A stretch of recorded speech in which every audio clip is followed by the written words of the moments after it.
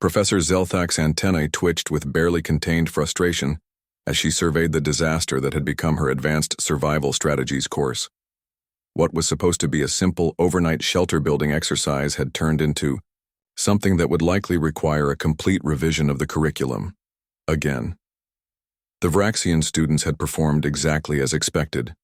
Their crystalline exoskeletons gleamed in the morning light as they huddled within their regulation emergency shelters, the standard-issue thermal barriers providing adequate protection from the elements. Competent, predictable, safe. The Kethlani had impressed her with their ingenuity, weaving together local grasses and branches into sturdy dome structures that would have earned them top marks in any previous semester. Their six-limbed forms moved gracefully as they dismantled their work, preparing for evaluation. Even the normally chaotic Blurp Collective had managed to construct something resembling shelter, their gelatinous forms having molded themselves into a semi-permanent habitat that, while unconventional, met the basic requirements of the assignment. But then there was the human. Jake Morrison sat outside what could only be described as a small homestead, calmly sipping something steaming from a carved wooden cup. Behind him, smoke curled lazily from a stone chimney that protruded from what appeared to be a fully functional log cabin. The structure was complete with a peaked roof, fitted windows made from some transparent material he'd somehow crafted, and a wooden door that hung perfectly on improvised hinges. "Mr. Morrison," Professor Zelthak began, her translator struggling with the mixture of exasperation and bewilderment in her voice. The assignment was to build a basic shelter. Jake looked up from his cup, his weathered face creasing into what humans called a smile. "Yes, ma'am. This is my shelter." "This is not a shelter, Mr. Morrison. This is—" She paused, consulting her datapad. "According to my analysis, this is a permanent dwelling with multiple advanced features." "Well," Jake said, rising from the hand-carved chair he'd been sitting in, "I figured if I was going to spend the night somewhere, it might as well be comfortable." Professor Zelthak's four eyes blinked in sequence as she tried to process this. Logic. The assignment had been simple, using only basic tools and local materials. Construct adequate protection from the elements for one standard galactic night. The environment she'd chosen was deliberately challenging, a temperate forest moon with unpredictable weather patterns and limited obvious resources. She began walking around the structure, her scientific curiosity overriding her irritation.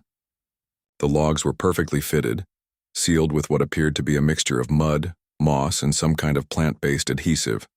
The foundation was level and well-drained. Most remarkably, the entire construction showed evidence of advanced planning and engineering principles that weren't supposed to be possible with the tools provided. "How did you cut these logs?" she asked, running a tentacle along the smooth, precisely measured timber. "Friction saw," Jake replied, picking up what looked like a bent piece of metal attached to a wooden handle. "Made it from the hacksaw blade. In the toolkit. Takes a while, but it works. And the windows? Ice, mostly. Froze some water in frames I carved, then sealed the edges with pine pitch. They're not permanent, but they let in light and keep out the wind."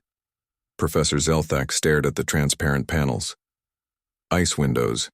In 16 years of teaching survival techniques to dozens of species, she had never encountered anyone who had thought to make ice windows. "The chimney appears to be drawing properly," she noted, observing the steady flow of smoke. "How did you ensure proper ventilation?"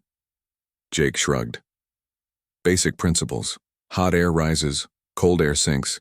You just have to understand the physics and adjust accordingly." That was the problem, Professor Zelthak realized. Jake wasn't just surviving.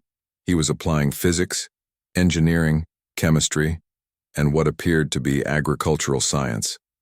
She noticed now that behind the cabin, neat rows of local edible plants had been transplanted and organized into what could only be called a garden. "Mr. Morrison, when did you sleep?" "About 3 hours, from midnight to 3 a.m. Didn't need much more than that." "You built this entire structure in 5 hours?" "Oh no," Jake said, refilling his cup from a clay pot that sat near the fire. "Took about 7 hours total. The first 2 hours were reconnaissance and planning.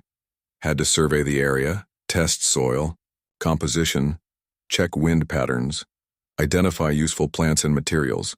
You can't just start building without understanding your environment. The other students had begun to gather around, their various forms of curiosity drawing them to the human's impossible creation. The Vraxians' crystalline bodies chimed softly as they communicated their amazement in subsonic frequencies. The Kethlani's feathers ruffled with what Professor Zelthak recognized as their species' version of awe. "The coffee's ready if anyone wants some," Jake offered, gesturing to the clay pot. "Made it from roasted acorn flour and some local herbs. Not exactly Blue Mountain, but it's not bad." Coffee. The human had made coffee. Professor Zelthak felt her academic worldview shifting in ways that would require considerable recalibration. Every semester brought new challenges as different species approached problems in their own unique ways. But Jake Morrison hadn't just approached the problem differently. He had redefined what the problem actually was. Where others saw a survival challenge, he had seen an opportunity for improvement. Where others had built shelters, he had built a home. Where others had endured the night, he had created a place he wouldn't mind staying. "Mr. Morrison," she said finally, "this assignment was designed to test basic survival skills." "Yes, ma'am." "You have exceeded the parameters of the assignment by several orders of magnitude." "I suppose I have." "Why?" Jake considered the question, looking out over the forest moon's landscape. "Professor, humans have a saying, if you're going to do something, do it right. I figured if I was going to build a shelter, I might as well build one that would last, one that would be comfortable, one that would make the experience better rather than just survivable." He gestured to his classmates who were now sampling his acorn coffee and examining his construction techniques with obvious fascination. "Besides, this way everyone learns something new. Isn't that the point of education?" Professor Zelthak's antennae drooped slightly as she realized she would need to completely restructure her grading rubric.